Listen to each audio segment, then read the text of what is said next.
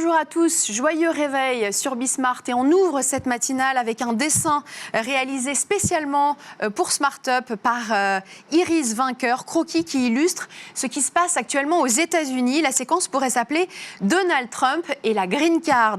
Nouveau tour de vis migratoire décidé par le président américain. Les élections de novembre approchent et en campagne pour sa réélection, ce dernier a décidé le gel de cartes vertes ou visa de travail, certains jusqu'en 2021, en particulier dans les nouvelles technologies au nom de la préservation de l'emploi. Des milliers d'emplois ont été détruits, vous le savez, et le chômage a littéralement explosé aux États-Unis à 13,3% de la population active en mai contre 3,5% en février. Alors, ces visas de travail, dont le fameux H1B, très utilisé dans le secteur des nouvelles technologies, plébiscité par les GAFA et octroyé chaque année à 85 000 personnes, ou encore le visa J pour les étudiants-chercheurs, sont pour l'instant mis en pause. Des mesures radicales qui devraient empêcher l'arrivée d'au moins 525 000 étrangers sur le territoire américain.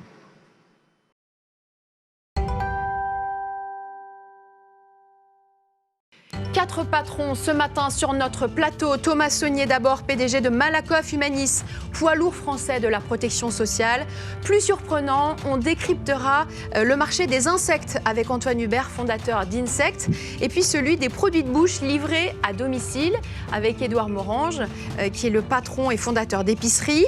Dans Smart Fresh, la journaliste Florence Daucher reviendra sur une de ses interviews coup de cœur, celle de Julie Davico-Pain, la fondatrice d'Ombrea. Et puis Gus sera avec nous pour de vrai pour parler stratégie et prospective. Smartup, c'est parti et on commence tout de suite par les 4 chiffres qu'il faut retenir ce matin avec vous, Olivia Hieré-Daubray. Bonjour. Bonjour Capucine, bonjour à tous.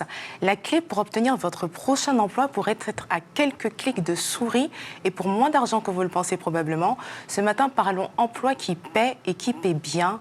88 000 € ou plus, c'est ce que vous pouvez toucher à l'année si vous vous orientez vers le codage ou les compétences en espagnol. C'est ce qu'a révélé une étude récente de SHL, une société de ressources humaines.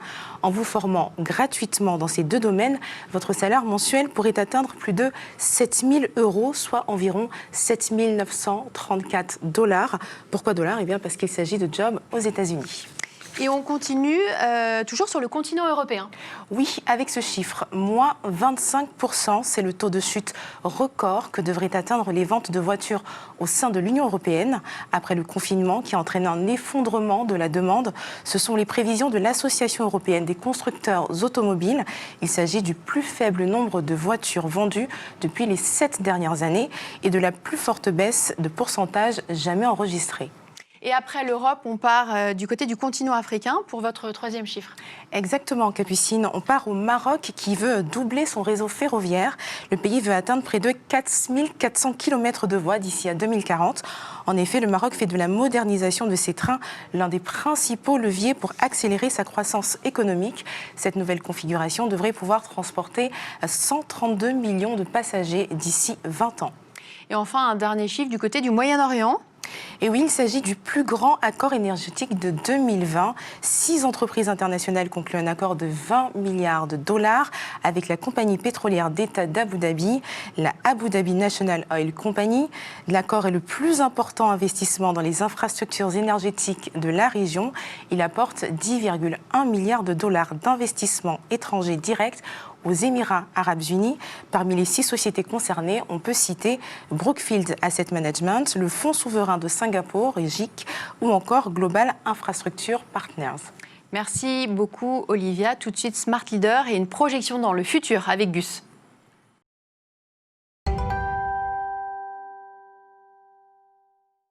On va parler du bien vieillir avec vous, Gus, dans votre chronique d'anticipation dans quelques minutes. Mais ce qui tombe très très bien, c'est que Thomas Saunier est avec nous aujourd'hui, ce matin. Thomas Saunier, vous êtes donc le PDG de Malakoff Humanis, un groupe de protection sociale, je le rappelle, qui est né de la fusion récente entre Malakoff Médéric et Humanis.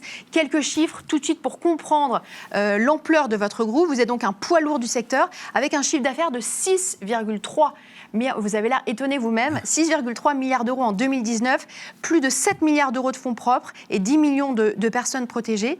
Quelles ont été, Thomas Saunier, les conséquences de la crise sur votre entreprise et le secteur? Alors c'est bien de faire... bonjour Capucine. C'est bien de faire la différence entre le secteur de l'assurance et l'entreprise Malakoff Humanis. Nous, on est vraiment sur un secteur particulier de l'assurance qui est la prévoyance et la santé des salariés dans les entreprises. Nos clients, ce sont les entreprises. Or, on peut imaginer qu'après cette crise sanitaire, la crise économique qui va arriver va toucher les entreprises. Et donc, elles vont toucher nos clients. Et c'est en ça que nous, on aura des répercussions effectivement assez fortes.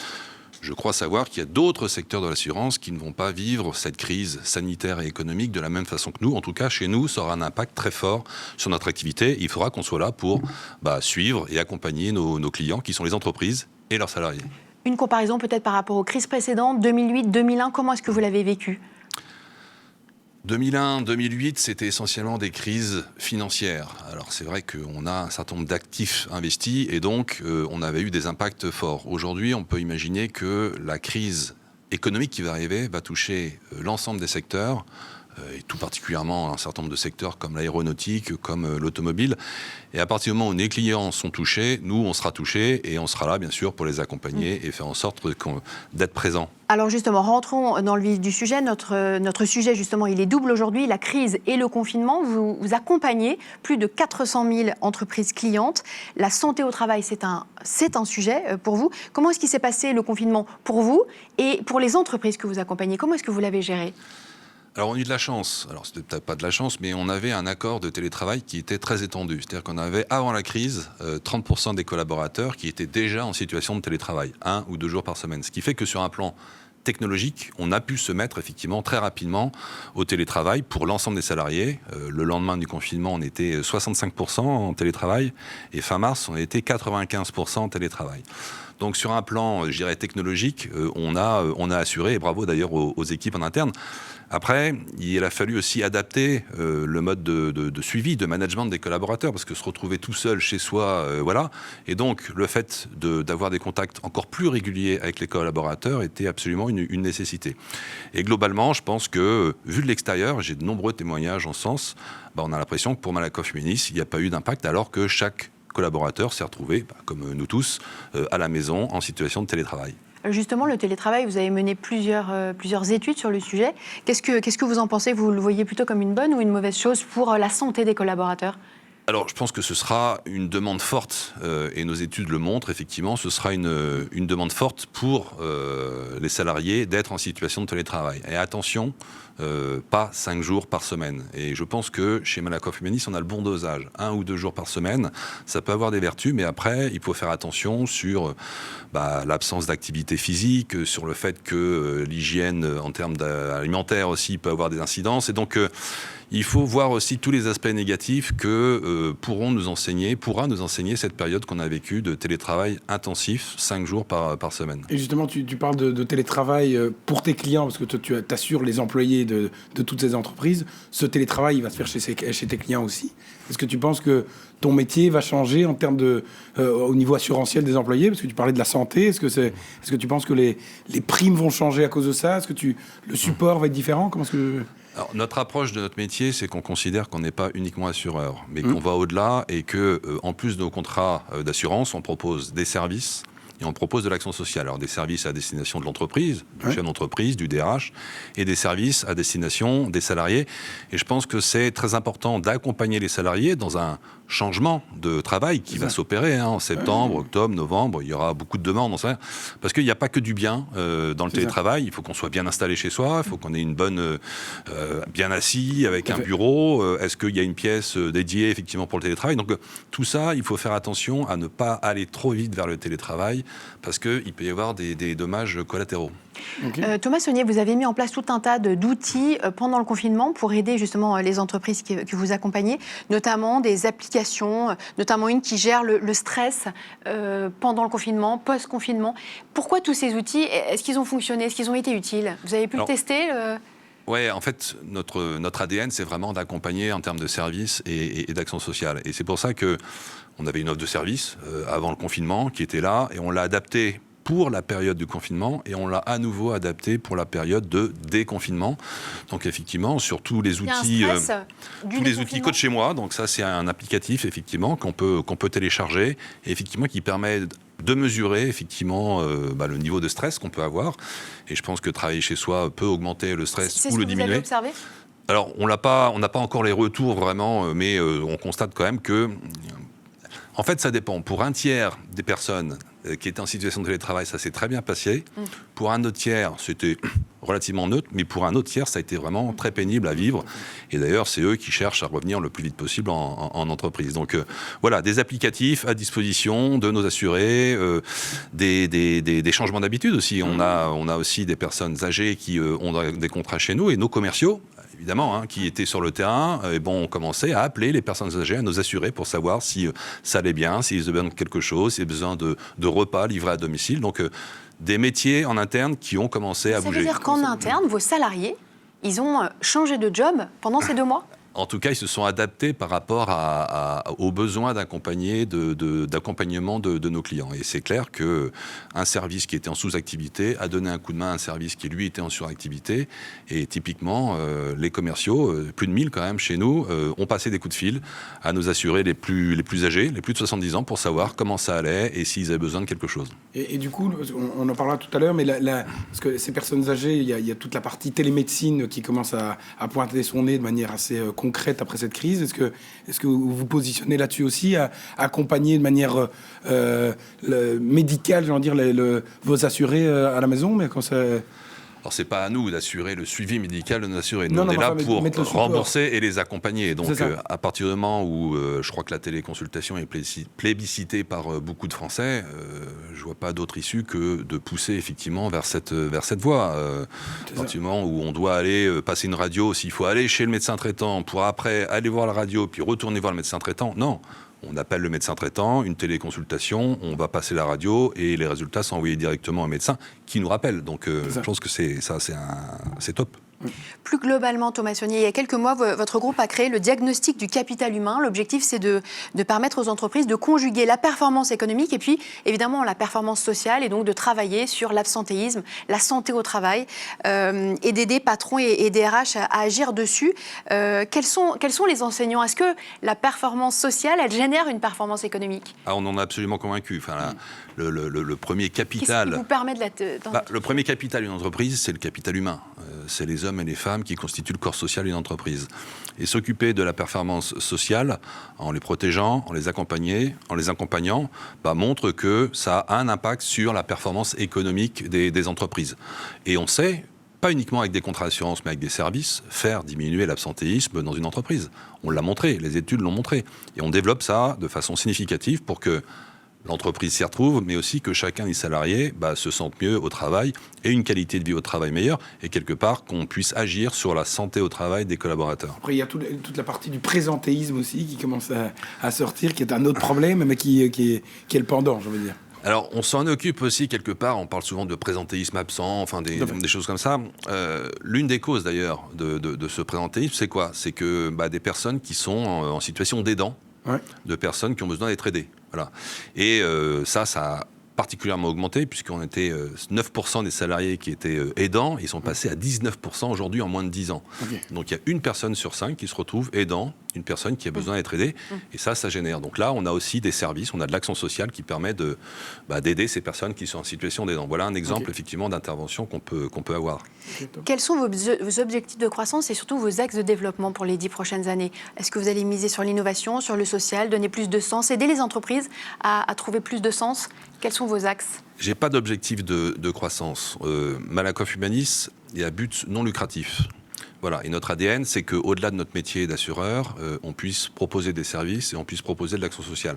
Si jamais on devait mesurer la performance de Malakoff Humanis, c'est pas en part de marché, on a 17% de part de marché, on est numéro 1 loin devant les autres, mais peu importe.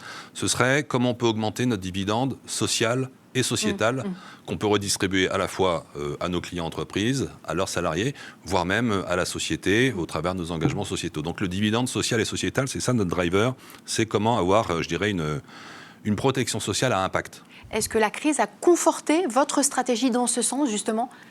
À un moment, on cherche davantage de sens, on essaie de construire le monde de demain ? Alors déjà, on a essayé de se l'appliquer à nous-mêmes, c'est-à-dire aux collaborateurs de Malakoff Humanis, et on a cherché effectivement à accompagner chacun des collaborateurs, et je pense que dans cet exercice, on a particulièrement réussi. J'ai de très nombreux témoignages, retours spontanément de collaborateurs qui nous remercient d'avoir mené et d'avoir traversé cette crise sanitaire, je dirais, du mieux possible.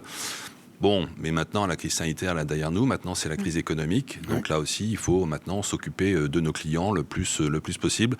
Et du coup, chercher à augmenter le plus possible notre dividende social et sociétal.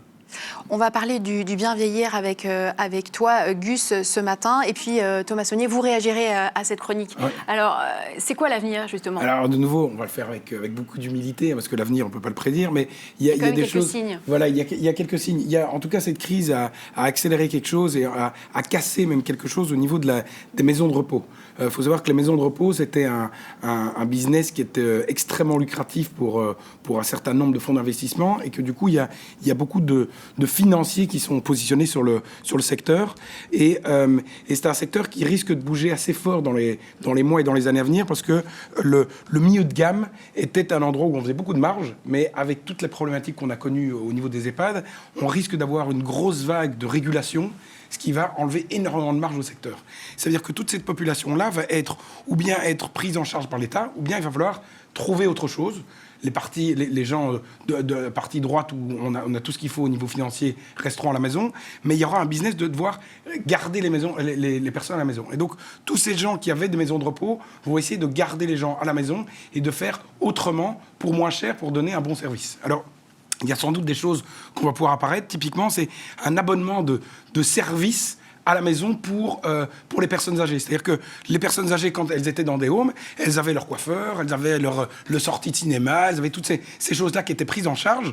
Maintenant que les garder dans des homes, ça va être trop onéreux. Les garder à la maison, on va essayer de remettre un business model là-dedans, et donc mettre des abonnements pour dire je vais m'occuper de toi et m'arranger pour te donner tous les services. Donc c'est une espèce de passe Navigo avec tous les services à volonté, à la carte. Exactement. Et ce sont des choses que c'est dans le secteur qu'on pourrait peut-être voir apparaître. Il faut savoir qu'il y a plus de 90% des Français qui préféraient vieillir à la maison que dans un home. Donc ça montre à quel point il y a quelque chose qui se passe là.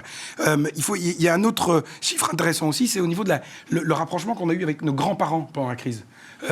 Les grands-parents, les 10 dernières années, les 15-20 dernières années, on va même élargir un peu le scope, ça a été pour une grande partie un peu une charge, parce qu'il fallait s'en occuper, qu'on a beaucoup misé sur la carrière, et qu'il y a une génération qui est en train d'arriver là maintenant, où on regarde un peu de nouveau sa vie personnelle et le lien avec la famille qui devient de plus en plus important. La crise a accéléré les choses, et donc le grand-parent qui était vu comme une charge va peut-être plutôt être vu comme un loisir.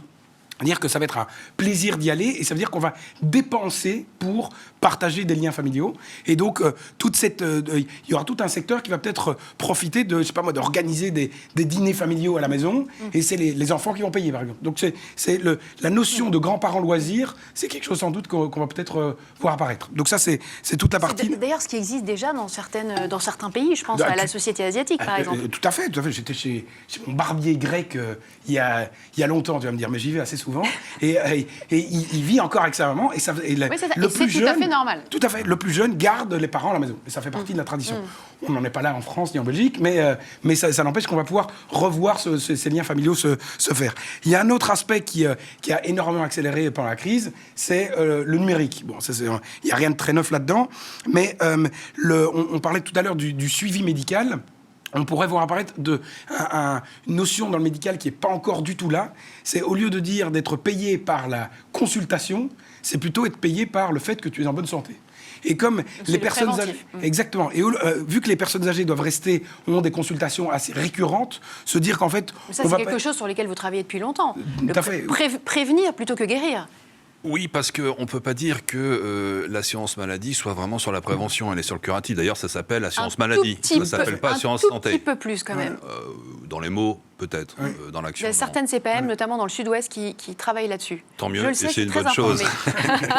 Et nous, c'est vraiment l'une de nos vocations, c'est effectivement de travailler sur le préventif, parce qu'on a montré, études à l'appui, que le préventif avait aussi de l'efficacité et permettait effectivement de réduire très largement le curatif qu'on a à faire après. Donc non, le préventif, oui, à fond.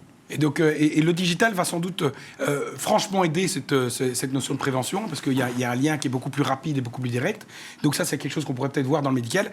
Et puis il y a un autre aspect, c'est les personnes âgées d'aujourd'hui. C'était des jeunes d'hier. Hein. Il y a 15 ans, les personnes âgées, elles ne savaient pas utiliser un smartphone. Aujourd'hui, elles commencent à être franchement connectées. Et que c'est intéressant de voir à quel point il y a encore très peu de loisirs digitaux qui sont vraiment focus pour les personnes âgées. Netflix, ça reste pour les personnes plus jeunes. Toutes les parties, les plateformes de jeux en ligne, etc., restent, et même de gambling et ce genre de choses-là, restent pour les jeunes. On risque de voir ce genre de plateforme s'adapter purement pour les personnes plus âgées. Donc voilà un peu les choses qu'on pourrait imaginer. Les grandes tendances. Arriver. Merci beaucoup, Gus. Voilà. Qu'est-ce que ça vous évoque, Thomas Meunier? Est-ce que vous travaillez comme ça à 10, 20 ans? Est-ce que vous vous projetez dans le futur? Oui, parce qu'une deuxième activité que l'on a, c'est de travailler sur le bien vieillir aussi. C'est sur la retraite complémentaire. On représente 40% de la GIRC et de l'ARCO. Alors, on parlait tout à l'heure de dividendes sociales et sociétales. On a récupéré, on s'est investi dans 4 engagements sociétaux. Le premier, c'est le cancer. Le deuxième, c'est le handicap. Le troisième, c'est les aidants, j'en parlais. Et le quatrième, c'est le bien vieillir et la perte d'autonomie. Parce que souvent, on oppose les deux. Mais non, c'est un continuum. C'est un continuum. Voilà, on est à la retraite, on vieillit bien, et puis on vieillit un peu moins bien, et puis après, on se retrouve en situation en perte d'autonomie, en situation de dépendance. Et on est absolument convaincu, effectivement, que retarder le plus possible le fait qu'une personne, un de nos anciens, aille effectivement en maison de retraite ou en EHPAD, c'est la meilleure chose à faire. Mais pour ça, il faut effectivement développer tous les services qui vont avec. Et c'est l'un des objectifs qu'on a, c'est effectivement de proposer des services, y compris d'ailleurs dans une période de confinement qu'on a pu connaître, puisqu'encore une fois, on a organisé des milliers et des milliers de livraisons de repas auprès de nos assurés, auprès de nos retraités. Merci beaucoup. Ce sera le mot de la fin. Merci beaucoup, Thomas Saunier, d'être venu nous voir sur ce plateau. Merci, Gus. Merci à toi, Camille. Et on poursuit.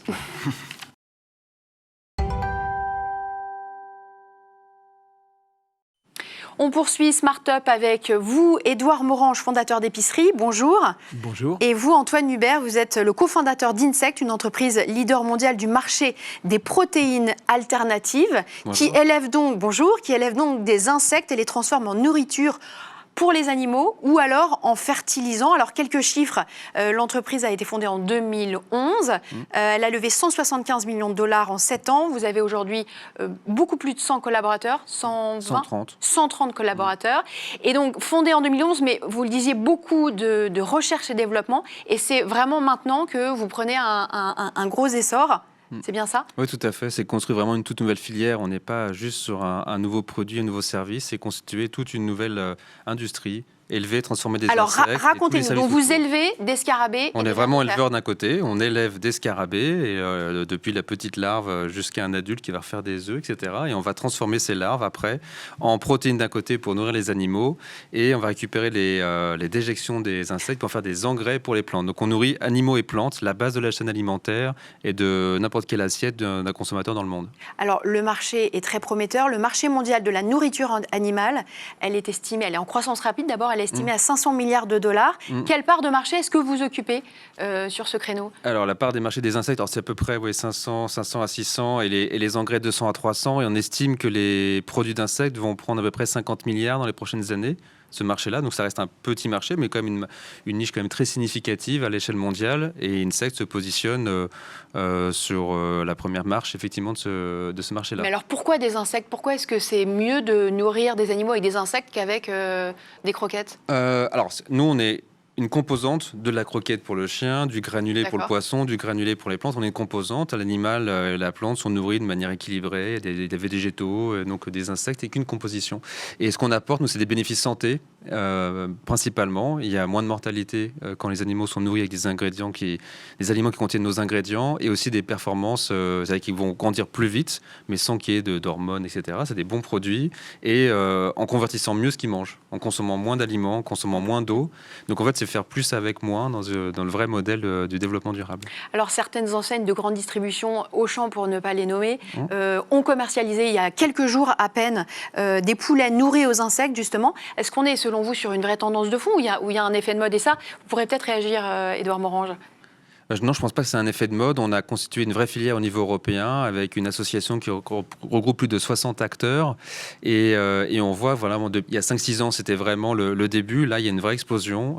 Et l'Europe a un vrai leadership technologique, commercial par rapport aux autres continents. Et la France en particulier, avec les Pays-Bas, est en très bonne position avec plusieurs acteurs majeurs dans les marchés de l'alimentation des animaux, des plantes, mais aussi l'alimentation humaine pour certains de nos confrères. Qu'est-ce que vous en pensez? Est-ce que vous voyez les choses évoluer dans ce sens-là, justement? Ce qui est sûr, c'est qu'en tout cas, le consommateur, aujourd'hui, il fait attention à ce qu'il mange. Et il veut mieux manger. Alors, derrière mieux manger, on peut entendre beaucoup de choses. Il y a des gens qui vont chercher des choses très locales et très bio, nature, etc. Puis, il y a des gens qui se portent vers d'autres types de nourriture, la viande végétale ou d'autres types de modes de production, dont j'ai l'impression qu'Insect fait partie.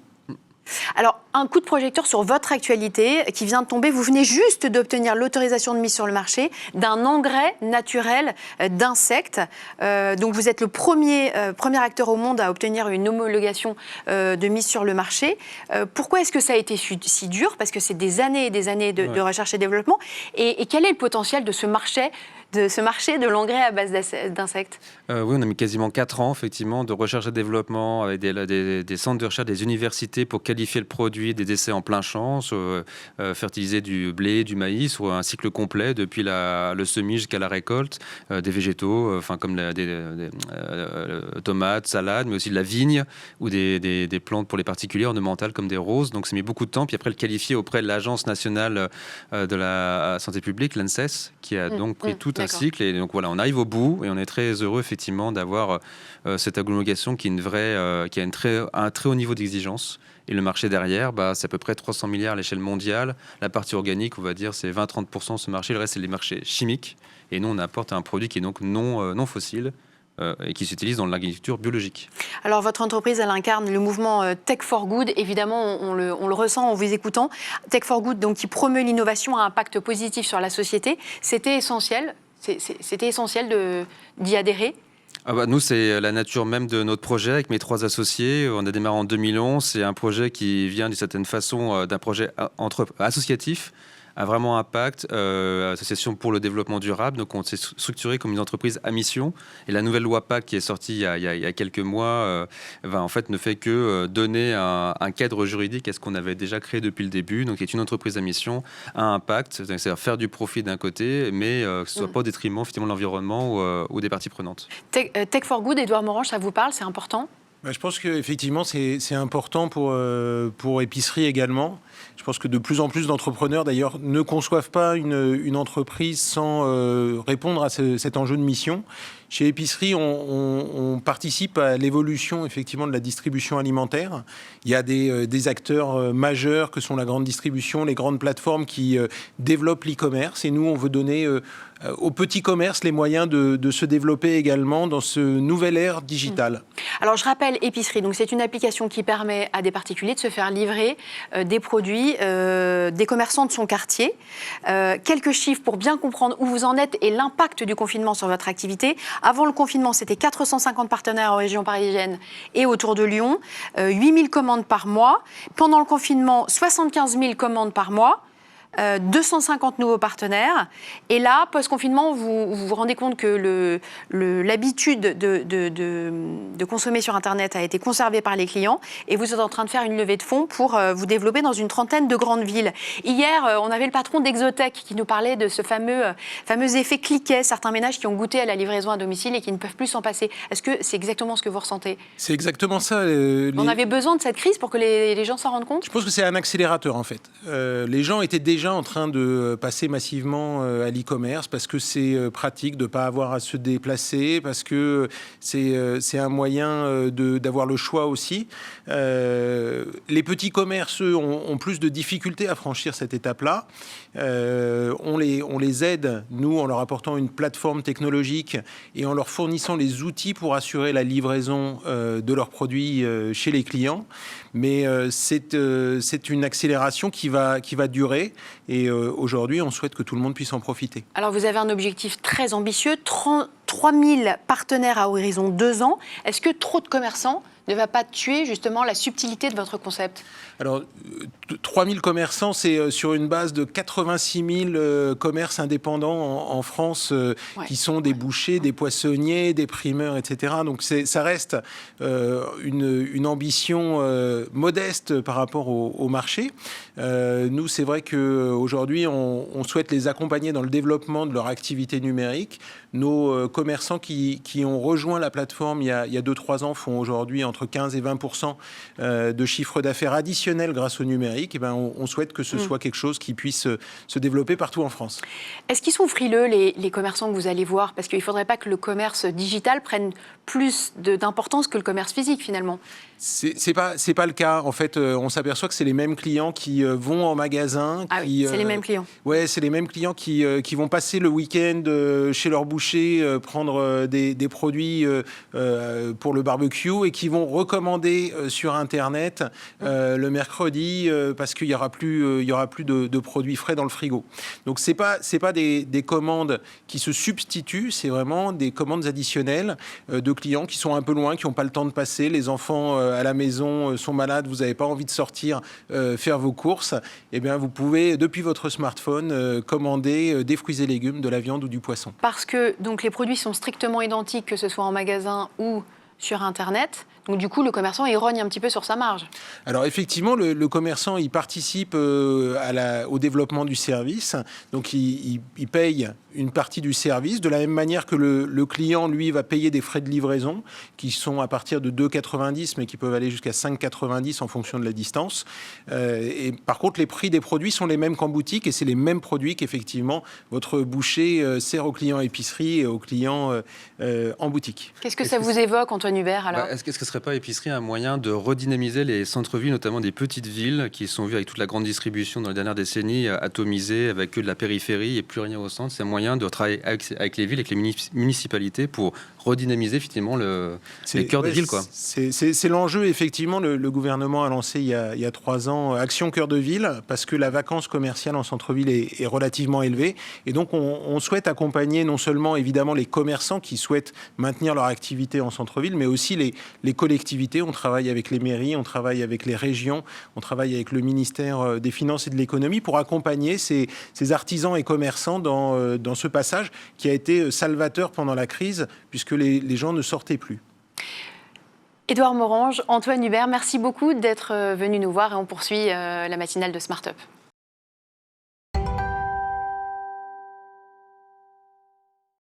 Retour dans Smart Up avec toujours des histoires d'entrepreneurs. Smart Fresh avec vous, Florence Daucher. Et puis on enchaînera avec Isabelle Saladin, présidente des Rebondisseurs français et serial entrepreneuse. Et on parlera rôle de l'échec dans la trajectoire d'un entrepreneur. Mais avant tout, Florence, la canicule s'annonce un peu précoce dès aujourd'hui et pendant 3-4 jours. Et la tech permet désormais d'accompagner les agriculteurs, les producteurs de fruits et légumes pendant ces périodes afin de limiter les conséquences un peu désastreuses de ces pics de chaleur. Vous avez voulu revenir sur une interview que vous avez menée. Donc c'est la présidente d'Ombrea. Bonjour Capucine, bonjour à tous, bonjour Isabelle. Absolument, je voulais vous parler d'Ombrea aujourd'hui parce qu'effectivement, on atteint des chaleurs records, 38 degrés en Sibérie, n'est-ce pas? Jamais égalé, jamais atteint. Et puis, on arrive dans une vague de chaleur précoce. Et Ombrea est né du constat que le climat était en train d'être totalement perturbé.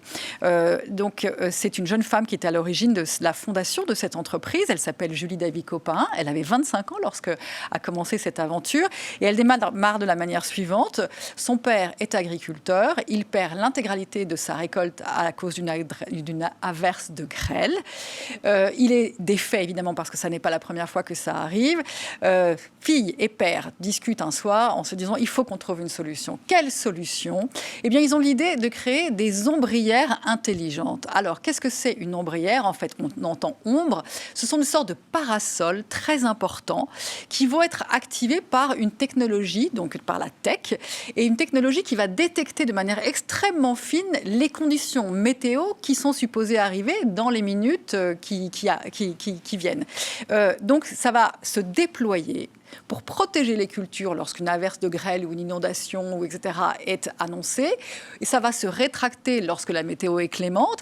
Et il y a on voit à l'image absolument ce système. Et donc les effets positifs, c'est la protection des cultures, c'est un rendement supérieur, la qualité des produits qui s'améliore et une meilleure maîtrise de l'eau, c'est-à-dire de l'arrosage. Donc ça, c'est le premier point. Et puis comme c'est une entreprise vertueuse, eh bien, ils ont réfléchi à l'ensemble de la chaîne, c'est-à-dire comment financer cette technologie, on l'a vu, qui est assez lourde. Eh bien, pour les petites entreprises, Ombrea va proposer, en tout cas Exploitation Agricole, va proposer d'installer des panneaux photovoltaïques à des dimensions raisonnables sur les bâtiments des agriculteurs, des exploitants. L'électricité va être revendue, donc de ce bénéfice, les exploitants vont pouvoir rembourser le crédit de la mise en place technique. Et puis, ils ont développé en fin 2019 un autre service d'accompagnement financier pour des très très grandes exploitations en s'appuyant sur des partenariats avec des grands comptes, des entreprises qui ont envie de se lancer dans l'énergie durable et qui du coup, elles, vont gérer l'installation, l'électricité, louer d'une certaine manière la surface qui va permettre encore une fois aux exploitants de rembourser l'installation technologique. C'est totalement incroyable. Et c'est totalement incroyable. 4 millions de fonds levés, 4 millions d'euros levés depuis 3 ans et demi, 28 personnes, des ingés, agronomes, etc. Et 28 personnes recrutées.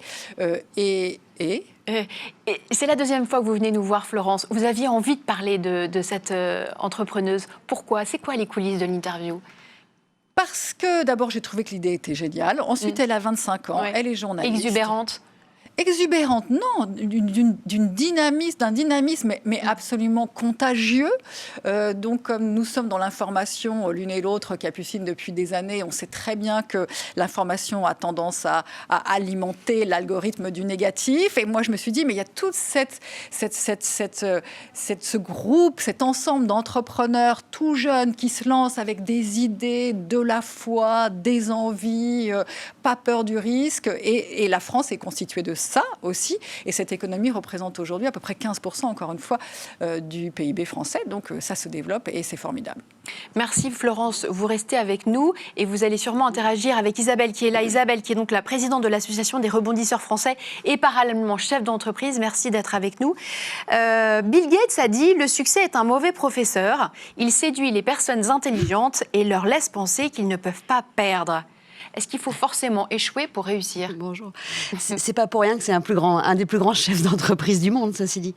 Est-ce qu'il faut échouer pour réussir? En fait, forcément. C'est une question qui, pour moi, est très paradoxale, parce qu'en fait, l'échec fait partie de la réussite, donc on ne peut pas séparer les deux.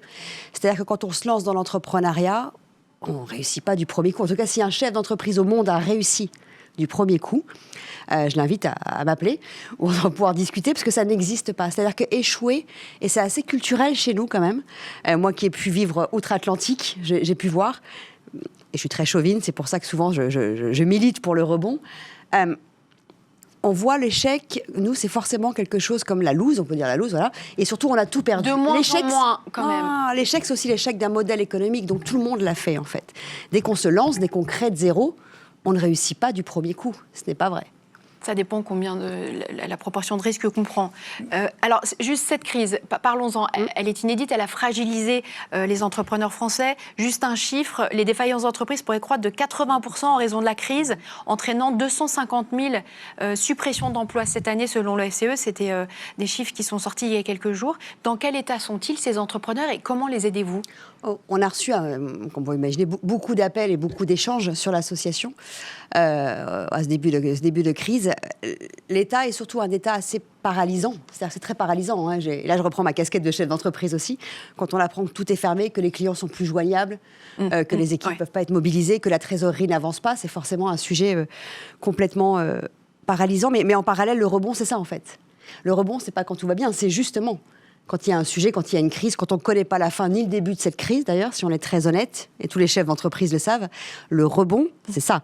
Mais alors justement, comment faites-vous passer l'idée que la crise peut être une opportunité et que le rebond peut être fulgurant et audacieux auprès de ces entrepreneurs qui vont mal? Ah, alors ça, c'est la vraie question. C'est mon quotidien. C'est notre quotidien à plusieurs. Surtout en ce moment, de surcroît en ce moment? Surtout en ce moment, et depuis le début, depuis le mois de mars, ceci dit, et même depuis la création des rebondisseurs, parce que c'est pour ça qu'on a créé l'association. quand il y a un souci, c'est comme un capitaine de navire, en fait, quand il y a une tempête. Soit on rebondit et on trouve une solution pour la passer, soit on se laisse aller et on verra bien où on atterrit. Entrepreneur, c'est un métier, c'est exactement ça, en fait. Mais c'est un tempérament aussi, non? Mais entrepreneur, un métier, un tempérament, c'est comme chirurgien, j'ai envie de vous dire. Si on C'est est une vocation. Non, mais si on n'a pas de dextérité quand on est chirurgien, enfin, personnellement, je ne me lancerai pas dans la chirurgie. Ça fait partie des critères de l'entrepreneur. Alors, est-ce que c'est des qualités, est-ce que c'est des défauts? Je ne sais pas. En tout cas, c'est le cas. C'est-à-dire que le rebond, c'est justement à ce moment-là précis qu'on peut trouver des idées, qu'il faut penser en dehors du cadre et qu'il faut surtout embarquer l'ensemble de ces équipes dans le plan de demain. Parce que seul, on y arrive rarement. Je reviens sur le concret. Là, les entrepreneurs qui vont mal aujourd'hui, vous avez une flopée d'ambassadeurs qui les aident. Comment est-ce qu'ils les aident concrètement? Qu'est-ce qu'on leur dit à ces entrepreneurs qui sont... Alors déjà, en règle générale, on anticipe. C'est-à-dire qu'on n'attend pas qu'ils aillent mal pour pouvoir les aider. Donc vous intervenez avant la faillite. Hein. Le rebond, très important. Le rebond, c'est aussi anticiper les signaux faibles. C'est aussi savoir dire, j'ai eu tort sur ce modèle, vite je fais un pivot, je rebondis en fait. Le rebond, c'est pas forcément avoir perdu, avoir déposé le bilan. C'est le cas aussi, ça m'est déjà arrivé également.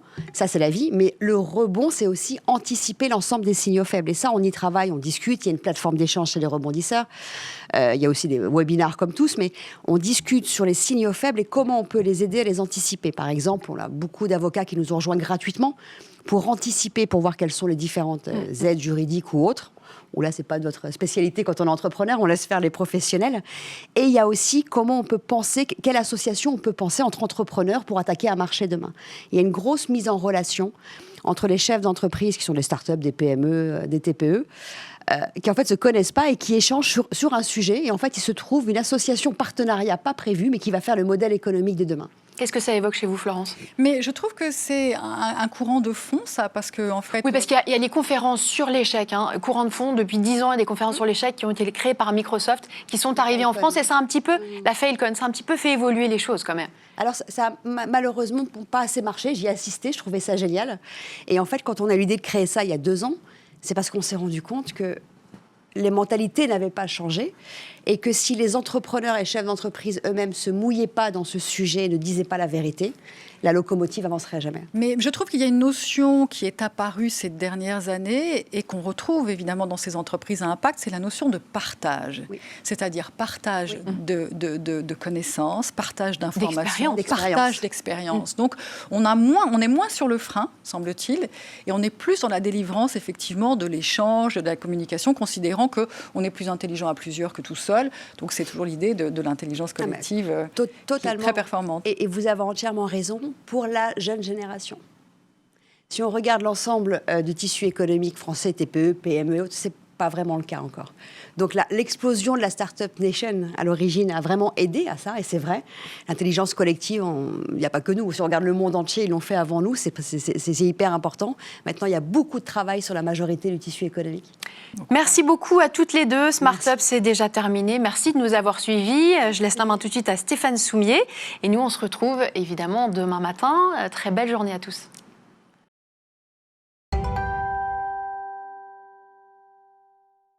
Capucine, ce matin, je vous propose de réfléchir, parce qu'il n'y a aucune réponse malheureusement, mais je vous propose de réfléchir à ce fameux monde d'après. En l'occurrence, d'y réfléchir avec le plus puissant des baromètres que vous pouvez trouver, c'est Accenture. Accenture, juste le dire très très vite, c'est 150, alors c'est 500 000 personnes, mais 150 000 consultants dans 120 pays qui sont en train de regarder les tendances du monde d'après.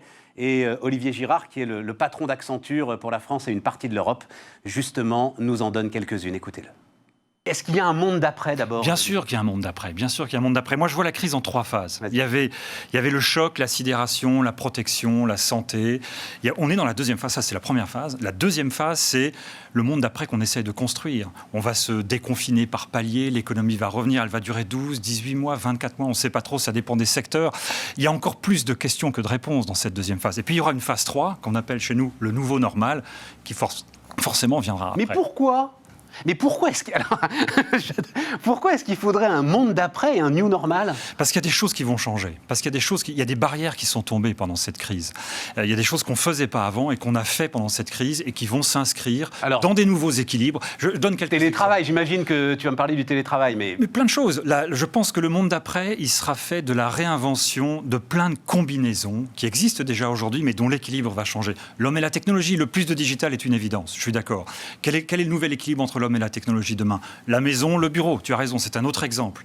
Le lointain, le proche, les chaînes logistiques lointaines ou proches, elles vont se rééquilibrer aussi. Donc on va passer notre temps à rééquilibrer ça, et c'est ça que j'appelle le monde d'après. C'est un monde qui va rééquilibrer ces combinaisons-là. Mais ça va pas être plus simplement, on va essayer de tourner cette page et recommencer comme avant? Non, je pense que...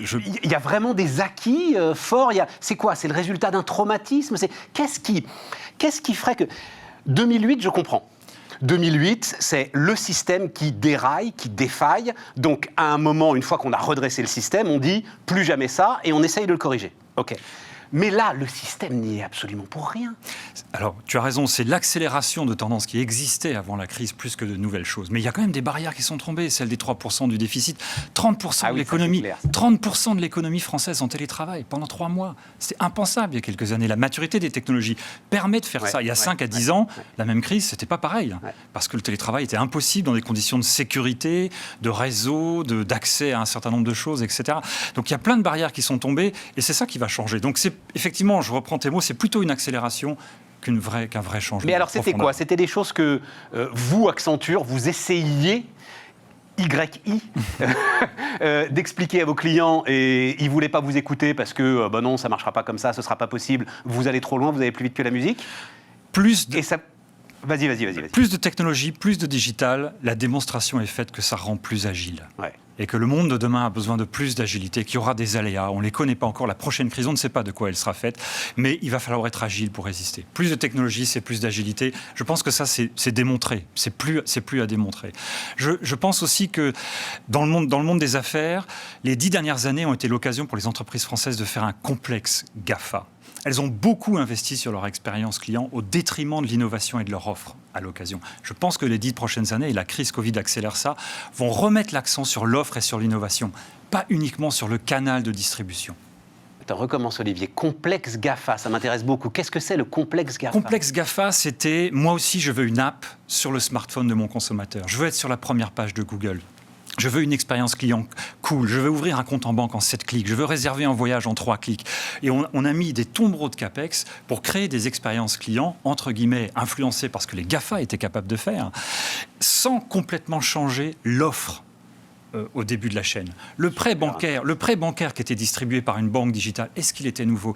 Les algorithmes de prêt bancaire, de choix de tel ou tel client, le scoring, est-ce qu'ils ont changé avec la crise? Pas tant que ça. Donc maintenant, je pense, et ça peut être une revanche intéressante pour les entreprises françaises, parce qu'une fois qu'on a digéré ce complexe GAFA-là, alors l'expérience client, ça reste un sujet, parce qu'on est habitué aux 2 clics et aux 3 clics, on va se pencher maintenant sur le cœur qui est la réinvention de l'offre et des services. Et au cœur de ça, Stéphane, il y a la technologie. C'est ça qui change complètement. C'est-à-dire que l'usage des produits, maintenant, il se fait avec la tech. La tech fait l'usage. C'est plus le produit lui-même qui fait l'usage, c'est la tech qui fait l'usage. Ça change complètement les chaînes de valeur. Ça. Encore une phrase que je ne comprends pas. Attends, d'abord... Bismart est une entreprise du monde d'après. Voilà, j'en suis parce que nous n'avons pas d'application. Et je dois te dire, non, mais l'exemple est formidable. Parce que quand la réflexion est venue, je dis, pour moi, c'était une évidence. Mais il faut une application. Et puis, vous avez un gars dont c'est le métier qui dit, mais écoute, c'est très cher. Pour un effet qui, d'abord, on n'a pas les moyens. Pour un effet qui va être déceptif, est-ce qu'on en a vraiment besoin? Qu'est-ce que ça va apporter véritablement? Bref, des questions qu'effectivement, peut-être, on ne se posait pas il y a peut-être même quelques mois, en fait, Olivier, c'est ça? Tout à fait. Si je double-clique sur l'exemple de ce que j'essaie d'expliquer sur la valeur ajoutée de la tech dans la conception, on travaille avec un équipementier automobile à la refonte de ce que c'est que l'habitacle de la voiture, un cockpit ou un siège auto. D'accord ? La valeur ajoutée du siège auto, ça fait des années que pour toi, c'est une évidence, tu t'assois dedans. Donc la valeur ajoutée du produit lui-même, elle est plus discutée. Par contre, le fait que ce produit-là te reconnaissent, se mettent à ta forme, te donnent de la musique, celle que tu écoutais dans ton salon, dans une expérience continue. Ça, c'est de la tech, c'est ce que j'appelle l'usage du produit. Ouais. Donc la technologie réinvente les usages du produit. Et elle est dans le premier pas de l'innovation, alors qu'il y a quelques années, elle était encore séquentielle. On avait d'abord un ingénieur qui faisait un truc, puis un designer, puis ça passait, et hop, on rajoutait un GPS dans la voiture. Mais c'était un ingrédient dans une chaîne. Aujourd'hui, c'est l'inverse. La technologie est au départ. Alors, c'est passionnant, mais tu sais, il y a un truc, alors, juste parce que c'est aussi pour ça que cette chaîne est là, c'est pour ce genre d'échange. C'est une discussion avec Forcia, la glissière du siège. C'est-à-dire que c'est un truc... Personne n'imagine ça. Je voudrais, quand vous allez monter dans votre voiture, vous allez regarder la glissière sur le côté, celle qui permet au siège. S'il y a un accident, c'est elle qui prend l'ensemble de l'impact pour que le siège reste là où il doit rester, que votre ceinture serve à quelque chose, que votre airbag serve à quelque chose. Regarde la finesse de cette glissière. Et son premier boulot, c'est quand même que ton siège avance et recule le plus souplement possible. Absolument. C'est un truc extraordinaire. Voilà, je vous ai fait partager ma passion pour les glissières des automobiles. Et il se trouve que Forcia, alors à l'époque, oui, je crois que Forcia est encore spécialisé sur cet élément très particulier, sur les sièges automobiles, et sur cet élément très particulier. Mais ça, Olivier, c'est pas lié au Covid. Ça accélère. Le Covid accélère ça. Le Covid accélère ça parce que le besoin de consommer différemment, de consommer des produits avec une intimité, une connexion personnelle. Oui, mais est-ce que ça ne va pas être en contradiction avec justement l'ensemble de la tech que tu veux y injecter ? Moi, j'entends des choses plus rustiques, des choses plus locales.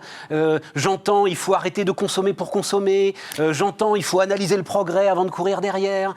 Ça peut être en contradiction. C'est vrai aussi. Non, c'est vrai aussi. Mais il y a bien les deux. C'est pour ça que je parle de nouvelles combinaisons, d'invention de nouvelles combinaisons. On aura toujours besoin du lointain, de l'offshore, parce qu'il faut un optimum prix, parce que le consommateur, il a des limites, parce que le porte-monnaie, il a des limites, parce que le pouvoir d'achat, c'est un vrai sujet qui peut déraper. Ouais. Donc on aura toujours besoin de ces filières lointaines pour produire un certain nombre de choses au meilleur coût. Et on aura besoin de filières locales, de centres de production locaux, de stocks locaux, pour revenir à ce que... Effectivement, c'est un mot qui était frappant pendant la crise. Je souscris à ce que tu dis, le mot essentiel. C'est un mot qui a frappé les Français, parce qu'on a gardé d'ouvert ce qui était essentiel. Et il y a un retour. Et dans les premières tendances de consommation, on voit bien ça, effectivement. On voit bien que les biens de consommation durables peuvent être un peu challengés, notamment la voiture, le mobilier de bureau, alors que les biens de consommation courants, qui sont en lien avec des sujets comme la santé, etc., eux, il y aura une demande.